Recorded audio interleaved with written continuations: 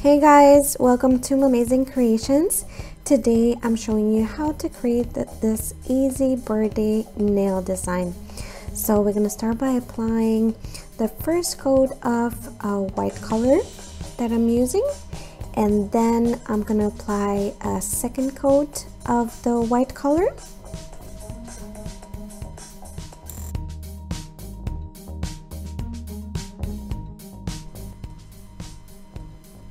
Select a few different colors for the balloons.